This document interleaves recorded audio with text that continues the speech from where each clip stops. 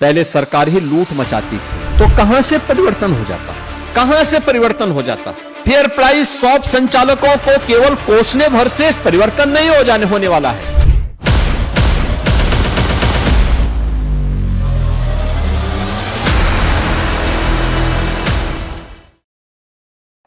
मेरा मानना है प्रदेश में जिन क्षेत्रों में व्यापक रिफॉर्म हुए हैं उसमें से खाद्य रसद विभाग है, जिसमें 17 के पहले अगर मेरे जनता दर्शन कार्यक्रम में मेरे पास 1000 एप्लीकेशन आती थी तो उनमें से मैं देखता था कि लगभग 300 केवल राशन से संबंधित विसंगतियों की ओर लोग शिकायत करते थे।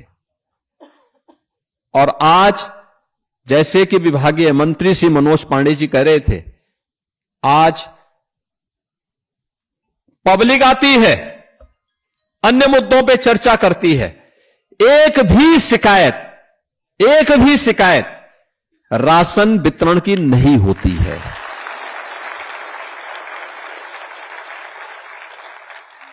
यह आपका सम्मान है, यह है आपका सम्मान, यह है आपका सम्मान। अब आपकी कोई शिकायत नहीं करता है, अब आपको कोई कटघरे में नहीं खड़ा कर सकता है, अब आपके बारे में कोई उल जलूल बातें नहीं कर सकता है, और आपका सम्मान हुआ तो हमें प्रसन्नता इस बात की, क्योंकि शासन की स्कीम को आप सफलतापूर्वक जमीनी धरातल पर उतारने का काम करते हैं। तो हमें प्रसन्नता इस बात की होती है कि हमने जिस गरीब के लिए जो चीज उपलब्ध करवाई थी वह उस गरीब तक पहुंच गई है। और मॉडल आपने कोविड के दौरान तो किया ही, कोरोना के दौरान जब कोरोना था, उसका संक्रमण था, तब भी आप राशन वितरित कर रहे थे।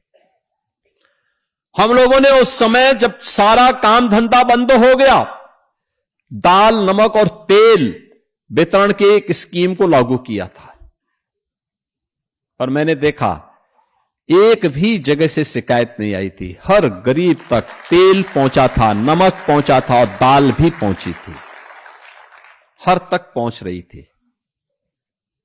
अब कोई नहीं कर सकता गलत उसमें। इसका मतलब नियत सरकार की खराब थी, खराब लोग यहां बैठे हुए थे, इसलिए कार्य नहीं होने देते थे, खामियाजा आपको भुगतना पड़ता था। आज और वे आपका इंसेंटिव भी नहीं बढ़ाते थे, बढ़ाना भी नहीं चाहते थे। आज तो विभाग का प्रस्ताव जैसे आया तत्काल इसको आगे बढ़ा दिया गया, और मैं धन्यवाद दूंगा आपके संघ को, जिन्होंने अभी ज्ञापन के माध्यम से धन्यवाद भी दिया है।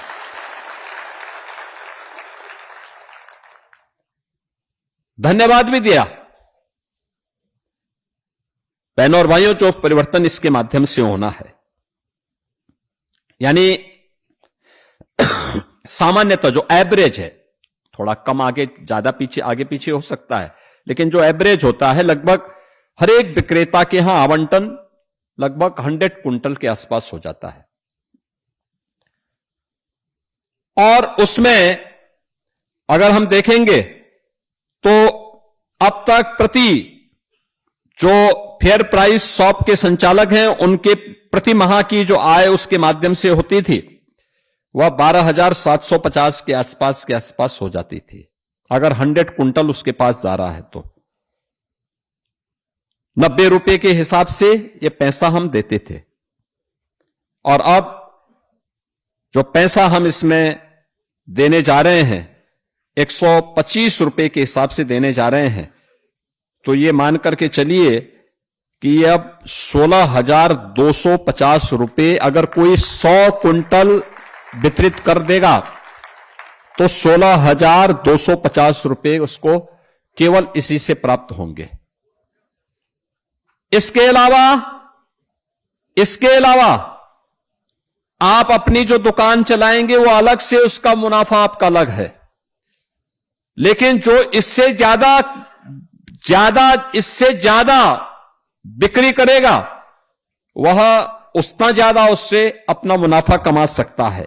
यानी 30% की बढ़ोतरी पहली बार हो रही है उचित मूल्य के विक्रेताओं के लिए कि 30% के मार्जिन मनी में बढ़ोतरी का कार्य ये केंद्र और राज्य सरकार ने किया है। और मेरा मानना है कि इसमें जितनी तेजी के साथ हम अन्नपूर्णा भवन को आगे बढ़ाने का काम कर पाएंगे उतना ही वह परिवर्तन ला करके और भी बेहतर दिशा में उसके परिणाम हम सबके सामने आते हुए दिखाई देंगे।